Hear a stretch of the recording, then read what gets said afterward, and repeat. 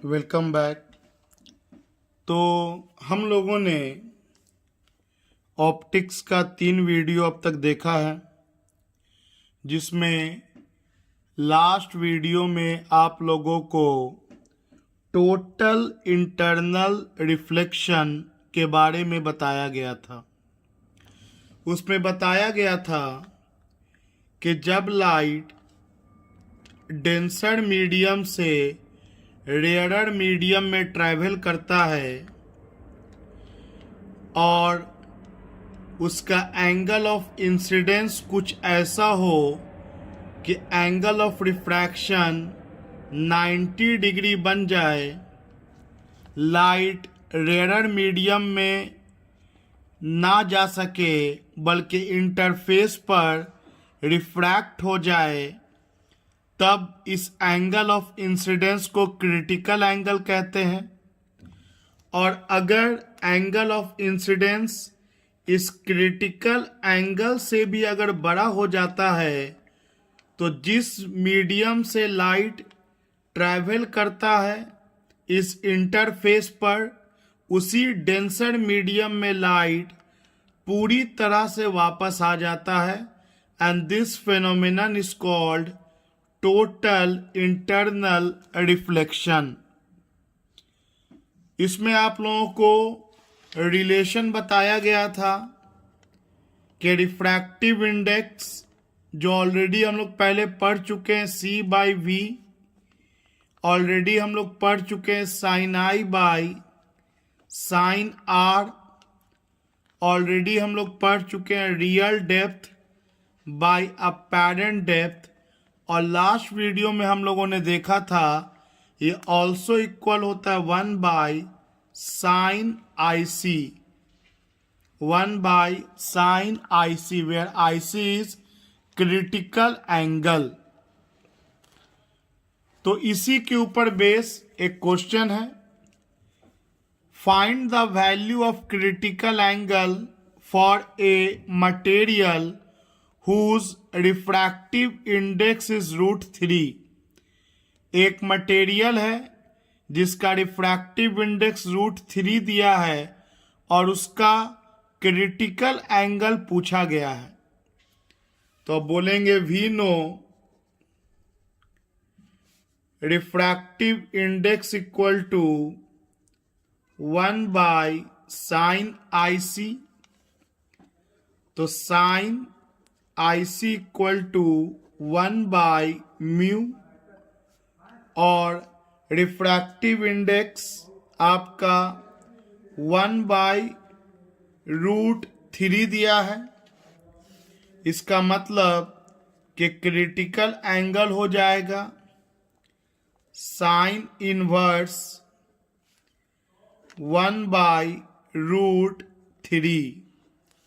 This will be the critical angle of that medium, जो लगभग nearly 35 degree के आसपास होता है।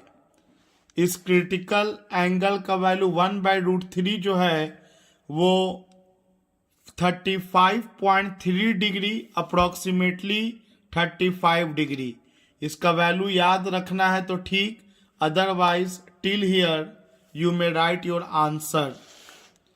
आइए अगला सवाल क्या है, calculate the speed of light in a medium whose critical angle is 30 degree.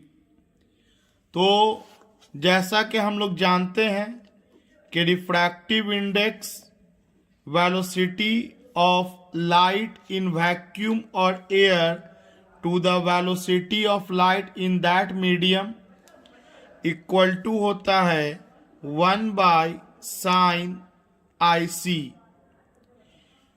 तो क्वेश्चन में speed of light in medium निकालना है और क्रिटिकल एंगल 30 डिग्री दिया हुआ है। तो clearly we can solve like this, V को इधर ले जाएंगे, sin IC को इधर ले जाएंगे, तो V equal to C into sin IC। velocity of light in vacuum 3 into 10 का power 8 and the critical angle given is 30 degree which is equal to 1 by 2. Hence speed of light in that medium 1.5 into 10 का power 8 metre पर second. सो वो दो सवाल तो direct formula based थे। आइए थोड़ा बेहतर सवाल देखते हैं। The refractive index of water is 4/3. Obtain the value of the semi-vertical angle of cone within which the entire outside view would be confined for fish underwater. Draw an appropriate ray diagram. देखिए सवाल के कहने का क्या मतलब है, concept सीखते हैं इससे हम लोग। ये मान लीजिए एक स्विमिंग पूल है जिसका ये फ्रंट वाला हिस्सा है और एक मछली का आंख है। यहां मछली का आंख है तो ये स्विमिंग पूल है, मतलब इसके नीचे आपको वाटर ही वाटर मौजूद है और इसके बाद आपको रेयरर मीडियम एयर मौजूद है। तो लाइट क्लियरली मछली के आंख से इंटरफेस पर होते हुए वाटर से एयर में ट्रैवल कर जाएगा और जब ये सीधा जाएगा, मान लीजिए यहाँ पर एक इंटरफेस बना लेते हैं। ये एक इंटरफेस रे डायग्राम बनाने के लिए, तो लाइट तो अनडिविएटेड निकल जाएगा। जब मछली के आंख से रे थोड़ा तिरछा जाएगा इस तरफ, तो जैसा कि हम लोग जानते हैं कि एंगल ऑफ इंसिडेंस हो गया, तो लाइट अवे फ्रॉम नॉर्मल हो जाएगा क्योंकि लाइट ट्रैवल कर रहा है denser to rarer medium. Similarly जिस तरह से उधर वेरिएशन हुआ उसी तरह से इस तरफ भी वेरिएशन होगा। सेम आई के लिए सेम आर का वैल्यू होगा। लेकिन सोचो, ये मैंने रे डायग्राम तो बना दिया, एक लाइन इधर एक लाइन इधर, लेकिन मछली जो है जस्ट इमेजिन ये इधर भी देख सकती है, ये उसी तरह से इधर भी देख सकती है। मतलब देखा जाए तो ये जो रे डायग्राम होगा ये कोन का शक्ल ले लेगा क्योंकि मछली तो 3D में देखेगी ना। मतलब सब तरफ जस्ट इमेजिन कि आप पानी के अंदर हो तो आप पानी के अंदर से इधर भी देख सकते हो, इधर भी देख सकते हो, इधर भी देख सकते हो, इधर भी देख सकते हो, ऊपर भी देख सकते हो। मतलब एक पार्टिकुलर पॉइंट से रे जो निकलेगा वो इधर भी डिविएट करेगा, सभी तरफ ना डिविएट करेगा। तो सोचो ये किस तरह का शेप बनेगा। अगर यहाँ पर एक कोना है और डिविएशन सब तरफ से इस तरफ हो सकता है तो ये कोन टाइप का शेप बनेगा। इसके बाद देखो, अगर मछली के आंख से जो रे है इसने एंगल ऑफ इंसिडेंस को अगर बढ़ा दिया तो एंगल ऑफ रिफ्रैक्शन भी बड़ा हो जाएगा। एंगल ऑफ रिफ्रैक्शन भी बड़ा हो जाएगा क्योंकि sine i by sine r constant होता है। और सोचो इतना ज़्यादा अगर एंगल ऑफ इंसिडेंस हो जाए कि एंगल ऑफ रिफ्रैक्शन 90 डिग्री हो जाए, तो इस पार्टिकुलर एंगल ऑफ इंसिडेंस को हम लोग क्रिटिकल एंगल के नाम से जानते हैं। तो जितना क्रिटिकल एंगल इस साइड होगा, सिमिलर कंडीशन इधर भी फेस होगा, वही क्रिटिकल एंगल लेफ्ट साइड में भी होगा और एंगल ऑफ रिफ्रैक्शन इधर के लिए भी 90 डिग्री होगा। जस्ट इमेजिन, इधर भी होगा, इधर भी होगा, सब तरफ होगा, इन ऑल पॉसिबल डायरेक्शंस, सब तरफ क्रिटिकल एंगल के लिए एंगल ऑफ रिफ्रैक्शन 90 डिग्री हो जाएगा। और इससे दूर अगर मछली देखना चाहे क्रिटिकल एंगल के बाद, तो अब उसको जो आउटसाइड व्यू है यहाँ का, वो उसको नहीं दिखेगा। अब क्योंकि लाइट जो है उसी मीडियम में रिफ्लेक्ट बैक कर जाएगा, जिसे हम लोग टोटल इंटरनल रिफ्लेक्शन कहते हैं। तो आप देख सकते हैं एक लिमिटेड एरिया तक ही देखा जा सकता है पानी के अंदर से बाहर, इतना ही एरिया तक देखा जा सकता है। यही जो सर्कुलर एरिया हुआ, यहीं तक लाइट बाहर निकल सकता है। इस पॉइंट के बाद या इसी पॉइंट से लाइट इसी सरफेस पे ग्रेस कर गया, मतलब इस पॉइंट के बाद से आउटसाइड व्यू कन्फाइंड हो गया, बंद हो गया, लिमिटेड हो गया। ये जो मैंने ये सर्कुलर पैच बनाया, ये जो सर्कुलर पैच बनाया, अगर यहाँ पर कोई बल्ब रखेंगे तो वो बल्ब से लाइट ये सब जगह निकलेगा, ये सब जगह लाइट निकलेगा, लेकिन इस पॉइंट के बाद से बल्ब से लाइट नहीं निकलेगा।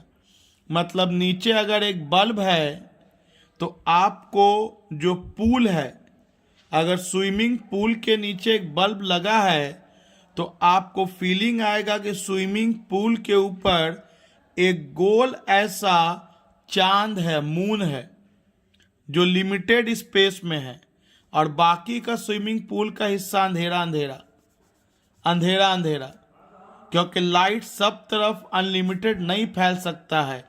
एक पार्टिकुलर एंगल ऑफ इंसिडेंस तक लाइट जाएगा, उसके बियॉन्ड टोटल इंटरनल रिफ्लेक्शन हो जाएगा। तो ये कॉन्सेप्ट था टोटल इंटरनल रिफ्लेक्शन का, समुद्र के अंदर या स्विमिंग पूल के अंदर से बाहर देखने का, कि आउटसाइड व्यू लिमिटेड हो जाता है एक पार्टिकुलर एंगल ऑफ इंसिडेंस के पहुंचने के बाद। तो देखिए सवाल को फिर से एक बार समझाया जाए। सब सवाल क्या है? एक पानी का रिफ्रैक्टिव इंडेक्स 4/3 है। चलिए, इस वाटर का रिफ्रैक्टिव इंडेक्स क्वेश्चन में दे रखा है 4/3, और एयर का तो हम लोगों को 1 पता है। तो हम लोगों को सेमी वर्टिकल एंगल निकालना है कोन का।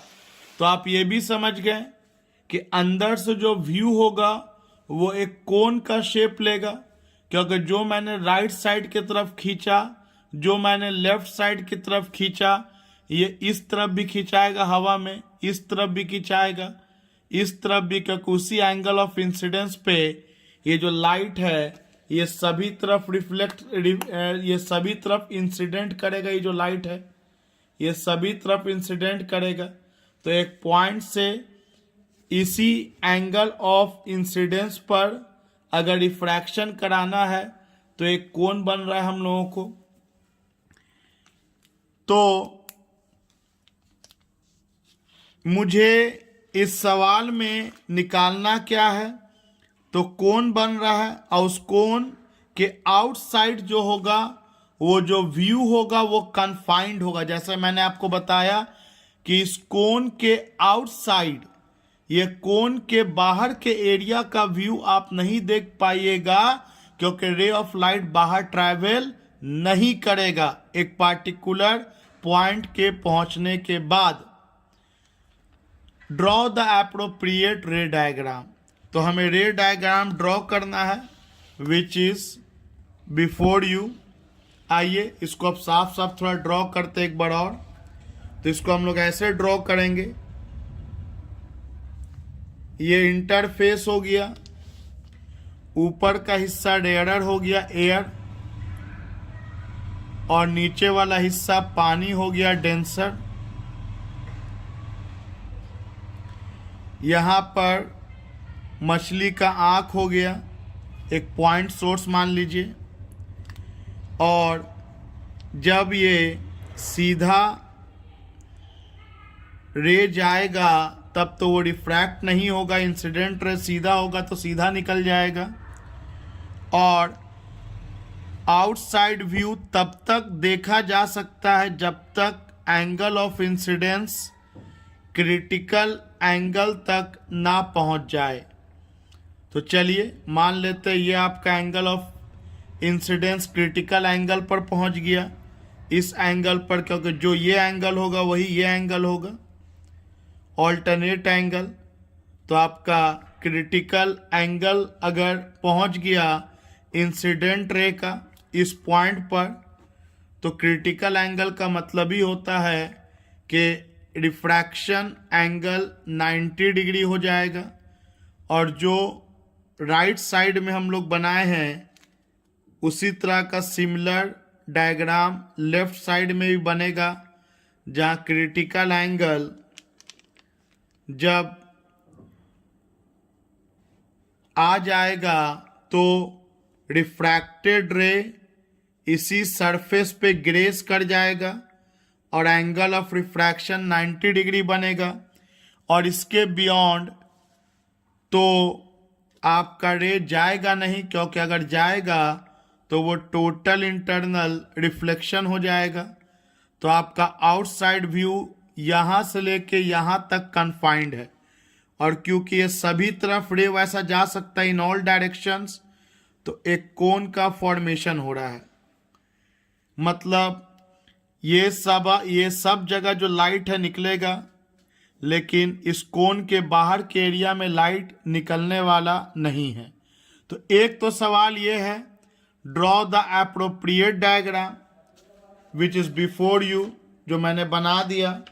और दूसरा सवाल ये है कि हम लोगों को सेमी वर्टिकल एंगल पता करना है, obtain the value of semi vertical angle of the cone, जहां तक चीजों को देखा जा सकता है। तो चलिए, पूछने वाले ने सेमी वर्टिकल एंगल मतलब ये आपको आईसी पूछा है, मतलब क्रिटिकल एंगल का वैल्यू पूछा है। तो जैसा कि आप लोगों को फॉर्मूला पता है कि mu equal to 1 by sine I C, तो sine I C equal to 1 by mu, and the mu given is 4/3, तो 3 ऊपर चला जाएगा, तो sine I C equal to 3/4, therefore I C आपका हो जाएगा साइन इनवर्स 3/4। इसी को सेमी वर्टिकल एंगल कहेंगे।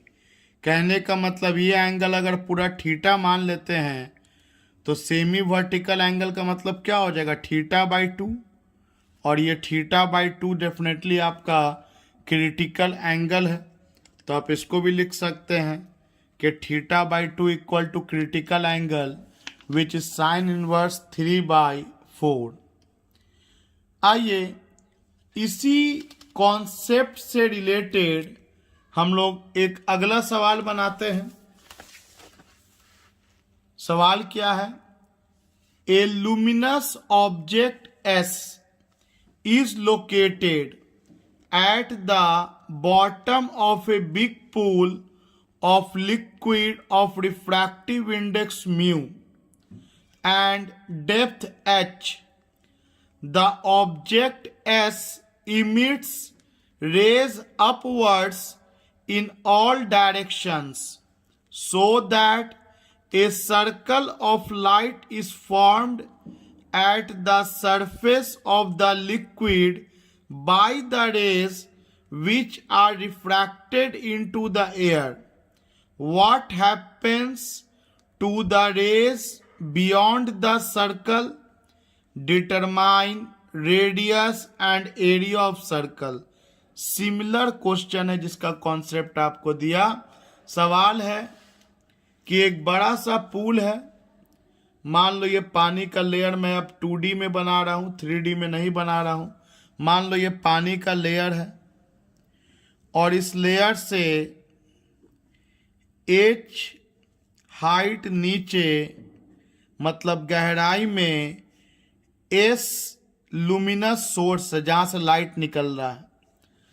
सोचो कि पूल के अंदर h डेप्थ नीचे लाइट निकल रहा है, तो यहाँ से लाइट जो निकलेगा वो इधर भी जाएगा, वो इधर भी जाएगा और लाइट डेफिनेटली एयर में जा रहा होगा, लेकिन एक पार्टिकुलर एंगल के बाद जाना बंद कर देगा। जैसा कि आप लोगों को बताया, एक पार्टिकुलर एंगल के बाद लाइट बाहर जाना बंद कर देगा और उसे हम लोग क्रिटिकल एंगल कहते हैं। जस्ट बिफोर दिस क्वेश्चन हम लोग डिटेल में फिगर बनाए थे, इसको मैं रफ नहीं कर रहा हूँ, फेयर बना रहा हूँ। सेम कंसेप्ट कि यहाँ से सोर्स ऑफ लाइट जाएगा, जब क्रिटिकल एंगल पे जाएगा तो इसी मीडियम पर रिफ्रैक्ट हो जाएगा इंटरफेस पर, जहाँ एंगल ऑफ रिफ्रैक्शन 90 डिग्री बनेगा। सिमिलरली सभी तरफ जाएगा तो एक कोन का फॉर्मेशन होगा, एक कोन का फॉर्मेशन होगा। यहाँ भी ये इंसिडेंट रे गया, नॉर्मल ड्रॉ किया और ये रिफ्रैक्शन का 90 डिग्री बनाया। इसके अंदर के पॉइंट से लाइट बिल्कुल निकल रहा होगा, जा रहा होगा लाइट और एयर में ट्रैवल कर रहा होगा। मतलब क्रिटिकल एंगल के अंदर का बात करेंगे किसी एंगल का, तो डेफिनेटली लाइट बाहर निकल रहा होगा। मतलब ये जो गोल ऐसा पैच बना है, इस पैच में लाइट निकलता होगा, ये लाइटेड स्पॉट होगा। ये गोल ऐसा सर्कुलर जो पैच बना, ये लाइटेड स्पॉट होगा। और इसके बियॉन्ड आपको पता है कि टोटल इंटरनल रिफ्लेक्शन का फेनोमेनन हो जाएगा। डेंसर मीडियम से लाइट जब रेयर ट्रैवल करेगा greater than the critical angle, तो it will get reflected back in the same medium known as total internal reflection. तो यही आपका सवाल है। सवाल को हिंदी करना बहुत ज़रूरी है कि रिफ्रैक्टिव इंडेक्स इस लिक्विड का म्यू है। इसके अलावा h डेप्थ नीचे सोर्स है जिसका लाइट अपवर्ड्स में निकल रहा है और एक सर्कल फॉर्मेशन कर रहा है जिसका कॉन्सेप्ट आप लोगों को बताया गया। सरफेस पर सर्कल का फॉर्मेशन हो रहा है और वो सर्कल का फॉर्मेशन तब तक होगा जब तक लाइट एयर में रिफ्रैक्ट हो रहा होगा, और उसके बाद जब रिफ्रैक्ट होना बंद कर देगा तो क्या होगा। तो इसका जवाब तो हम लोगों को वैसा ही पता है कि जब ये एक बियॉन्ड द सर्टेन एंगल चला जाएगा तो लाइट उसी मीडियम में वापस आ जाएगा, जिसको हम लोग टोटल इंटरनल रिफ्लेक्शन कहेंगे। अब सवाल में है इस सर्कल का हमें रेडियस बताना है, तो बाबू रे रेडियस अगर निकल जाएगा तो फिर तो एरिया निकल गया पाई आर स्क्वायर, क्योंकि सर्कल है। मतलब इम्पॉर्टेंट है कि हमें इसका रेडियस बताना है। तो आइए बनाया जाए। तो ये h डेप्थ हो गया, ये आपका क्रिटिकल एंगल हो गया IC, ये IC, तो ये भी आपका IC हो जाएगा। अब इसको सॉल्व करने का बहुत सारा मैथमेटिकल फॉर्म है। आइए वन ऑफ द फॉर्म से मैं सॉल्व कर रहा हूँ। इधर का फिगर थोड़ा ये हाफ पार्ट क्लियर है, तो मैं क्रिटिकल एंगल यहाँ आपको दिखा रहा हूँ, क्योंकि जो क्रिटिकल एंगल इधर बन रहा होगा वही क्रिटिकल एंगल इधर भी बनेगा। तो ये क्रिटिकल एंगल हो गया, ये यहाँ से लेकर के यहाँ तक आपको रेडियस हो गया, और ये आपको h हो गया। हमको r निकालना है। तो फिगर से आप देख सकते हैं कि एक राइट एंगल ट्राइंगल दिख रहा होगा। जहाँ मेरा पेन चल रहा है एक राइट एंगल ट्राइंगल, जहाँ पे यहाँ पे 90 डिग्री का एंगल बन रहा है। तो आप लोग tan थीटा लगाइए। तो यहाँ पे tan IC लगा देते हैं।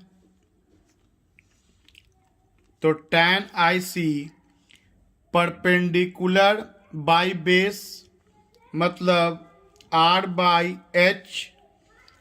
तो r इक्वल टू हो जाएगा h tan IC, या इसको लिख सकते हैं h tan को लिखा जाता है साइन बाई कॉस। तो sine IC by cos IC, या हम लोग ये भी जानते हैं क्रिटिकल एंगल के कंसेप्ट से कि साइन IC इक्वल टू होता है 1/μ। रिलेशन है क्रिटिकल एंगल और रिफ्रैक्टिव इंडेक्स का। तो साइन IC की जगह पे 1/μ डिवाइडेड बाय कॉस IC। तो आप लोगों को पता है कि sine square theta plus cos square theta equal to 1 होता है। तो cos square theta equal to 1 minus sine square theta, या स्क्वायर को अगर हटा देंगे हम लोग तो cos IC equal to under root 1 minus sine square IC।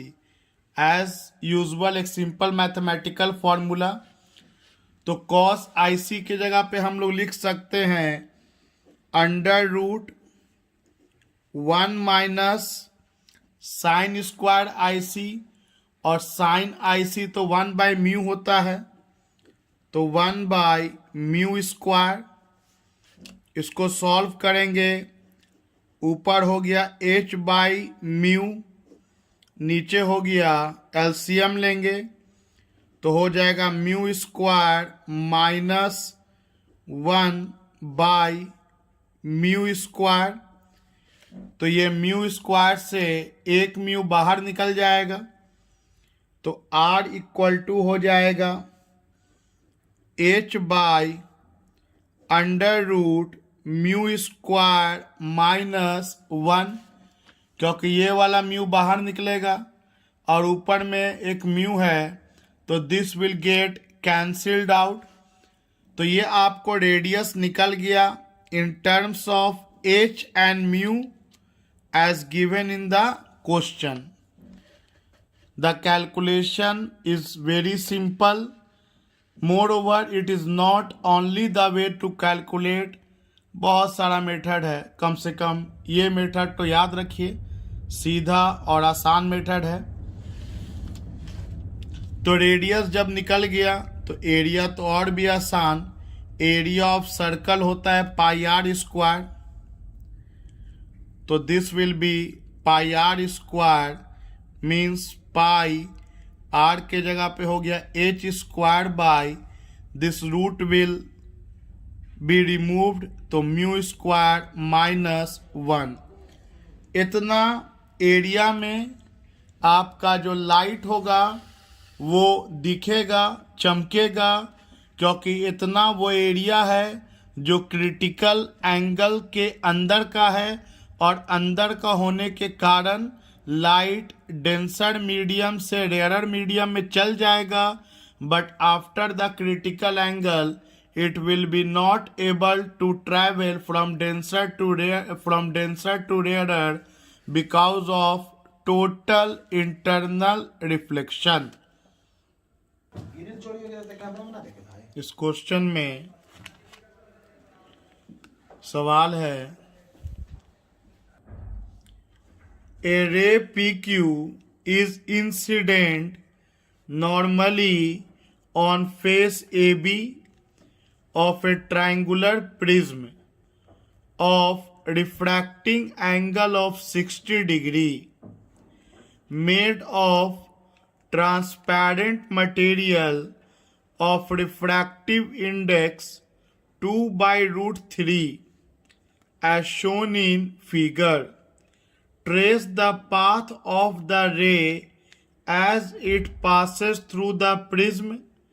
Also calculate angle of emergence and angle of deviation. देखिए यही आपको फिगर दिया हुआ है एक प्रिज्म का, जिसमें रिफ्रैक्टिंग एंगल, इसको रिफ्रैक्टिंग एंगल कहा जाता है, जो 60 डिग्री है। तो हमें रे डायग्राम कंप्लीट करना है। तो देखिए बहुत इत्मीनान सोचिए, ये लाइट इस पर अकॉर्डिंग टू क्वेश्चन नॉर्मली गिर रहा है। तो चलो, जब लाइट किसी रिफ्रैक्ट इंटरफेस पर परपेंडिकुलर गिरता है तब तो रिफ्रैक्शन होगा नहीं, तब तो लाइट अनडिविएटेड निकल जाएगा। लाइट पहुंच गया इस फेस पर। अब इस फेस पर बहुत कुछ हो सकता है, देखिएगा इत्मीनान से। इस फेस पर बहुत कुछ हो सकता है। या तो लाइट दूसरे मीडियम में बाहर आ जाए, या तो लाइट इसी सरफेस पर ग्रेस कर जाए, या इसी मीडियम में लौट जाए। 3 पॉसिबिलिटी है। देखिएगा ध्यान से, फिर मैं बता रहा हूं, क्योंकि सिर्फ ये सवाल नहीं सॉल्व करना है, कॉन्सेप्ट बनाना है। जब लाइट इस सरफेस पर आया तो सबसे पहले एक नॉर्मल ड्रॉ कर लीजिए। एक नॉर्मल ड्रॉ किया। अब लाइट डेंसर से रेयरर में जाना चाह रहा है। अगर ये एंगल क्रिटिकल एंगल हो गया तब तो इसी सरफेस पर ग्रेस कर जाएगा, तब तो एंगल ऑफ रिफ्रैक्शन 90 हो जाएगा। शर्त है कि ये क्रिटिकल एंगल हो जाए। और अगर ये क्रिटिकल एंगल से छोटा हुआ एंगल ऑफ इंसिडेंस, तब तो लाइट आपका डेंसर से रेयरर मीडियम में चला जाएगा।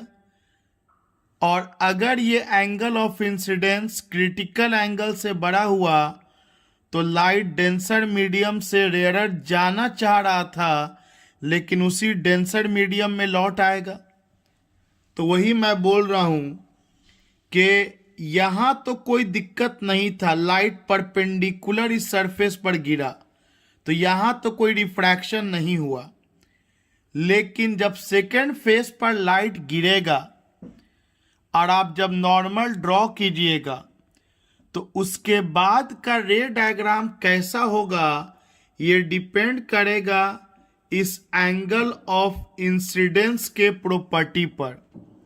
मतलब सबसे पहले आपको इस डेंसर मीडियम का क्रिटिकल एंगल पता करना होगा। अगर ये angle of incidence critical angle से बड़ा हुआ तो लाइट इसी मीडियम में लॉ ऑफ रिफ्लेक्शन को फॉलो करते हुए इधर मुड़ जाएगा।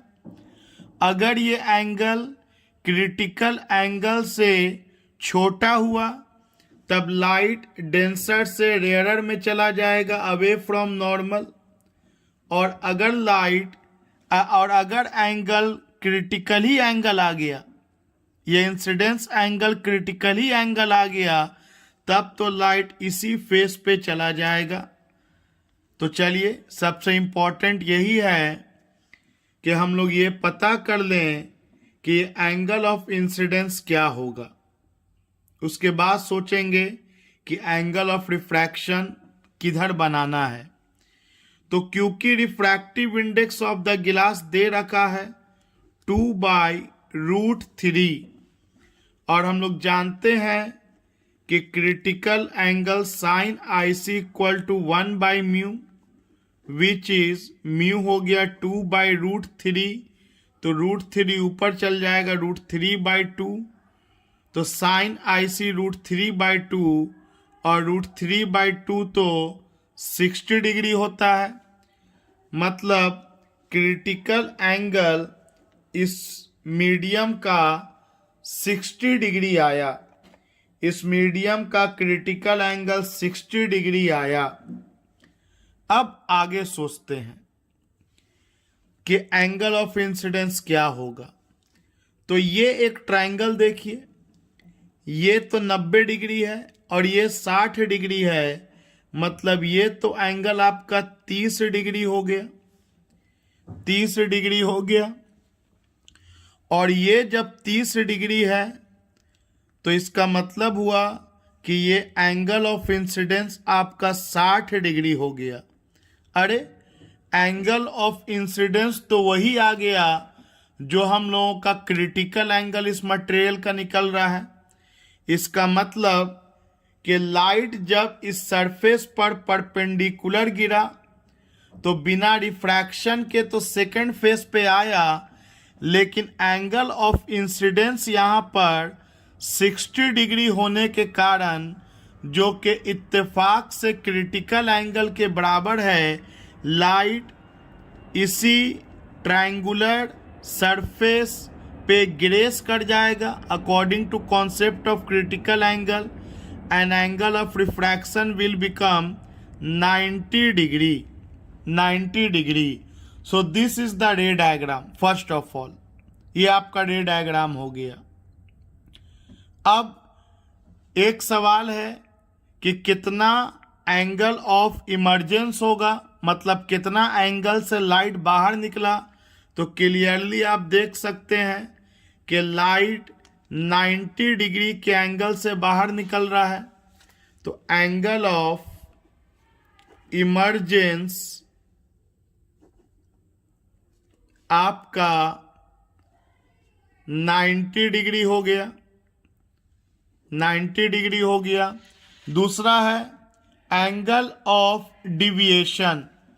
तो एंगल ऑफ डिविएशन मतलब होता है ये इंसिडेंट रे और फाइनल रे के बीच में कितना डिविएट हो गया। तो आप सोचो, ये सीधा आ रहा था, अगर डिविएट ना होता तब तो ये सीधा निकल जाता। अगर ये प्रिज्म ना होता तो बस आपको यही पता लगाना है कि ये कितना मुड़ गया। मतलब इंसिडेंट रे और फाइनल रे के बीच में जो डिविएशन हुआ, that is called angle of deviation. अगर ये प्रिज्म ना होता तो रे तो सीधा निकल जाता, लेकिन प्रिज्म होने के कारण फाइनल रे तो इधर मुड़ गया। तो यही एंगल आपको पता करना है। तो जैसा कि आप देख सकते हैं कि ये है 60 डिग्री और ये लाइन ऐसे क्रॉस कर रहा है, तो ये 60 है, तो ये भी आपको 60 डिग्री हो गया, वर्टिकली अपोजिट एंगल। और ये जब 60 डिग्री हो गया तो ये आपका 30 डिग्री बचा। मतलब एंगल ऑफ इमर्जेंस हो गया 30 degree. Angle of emergence equal to 30 degree. This is the angle of emergence. या आप ऐसे भी देख सकते थे, मैथ है, बहुत तरीका से देखा जा सकता है। ये एक सीधा लाइन और ये एक लाइन, तो ये इंटू बन जा रहा है, क्रॉस कर रहा है ऐसे। तो ये 30 डिग्री होगा, तो इसके अपोजिट वाला भी 30 डिग्री होगा। तो आपका angle of emergence will be 30 degree. और ये बात ध्यान में फिर रखिए कि अगर ये एंगल ऑफ इंसिडेंस 70 डिग्री आ जाता, जो कि क्रिटिकल एंगल से बड़ा होता, तो लाइट इसी मीडियम में रिफ्लेक्ट बैक करता। और अगर ये एंगल ऑफ इंसिडेंस 30 डिग्री आता और जबकि क्रिटिकल एंगल तो 60 डिग्री है, तो लाइट 30 डिग्री पे अगर गिरता तो ये डेंसर से रेयरर मीडियम में ट्रैवल कर जाता with certain angle of refraction से। लेकिन आपका क्वेश्चन के अनुसार कुछ ऐसा दे रखा था कि आपका जो क्रिटिकल एंगल है और आपका जो angle of incidence at face AC है, दोनों इक्वल आ जा रहा है। एक रे डायग्राम कंप्लीट करना है जिसमें एक स्टिक है, एक डंटा है जिसका कुछ हिस्सा पानी के अंदर है और कुछ हिस्सा पानी के बाहर है। मान लीजिए ये A, ये इंटरफेस का point B and this one is C। तो कंप्लीट द रे डायग्राम। तो यहां से 2 रे लेंगे, एक रे गया इस तरह से। ये सब हम लोग real depth of pan depth में पढ़ा है कि लाइट जब डेंसर से रेयरर में ट्रैवल करता है तो ये अवे फ्रॉम नॉर्मल मुड़ जाता है। एक रे हम लोग और बनाएंगे, 2 रे बनाएंगे ताकि आपका इमेज का फॉर्मेशन हो सके। तो जैसा कि आप देख सकते हैं कि ये दोनों रे आगे तो कहीं मिलेगा नहीं, तो इन दोनों रे को हम लोग स्केल रख के पीछे प्रोड्यूस करेंगे। तो इन दोनों को जब हम लोग पीछे प्रोड्यूस करेंगे तो ये जो पॉइंट C है ये यहाँ ना दिख करके हमें ये इस पॉइंट पे दिखेगा। और इस तरह से अगर आप बाकी के हिस्सा को कंप्लीट कीजिएगा तो आपका डंटा सीधा ना दिख करके तिरछा दिखेगा। डंटा आपको लगेगा सीधा ऐसा आया और पानी के अंदर में डंटा तिरछा हो गया, बेंड कर गया। So this is the ray diagram showing the rod appears bent in water. Why? Because of refraction. Refraction is the cause because of straight rod appears bent in water. It is because of refraction. यहाँ पे हम लोगों का definitely I है जहाँ रे हम लोगों का पहुँच रहा है।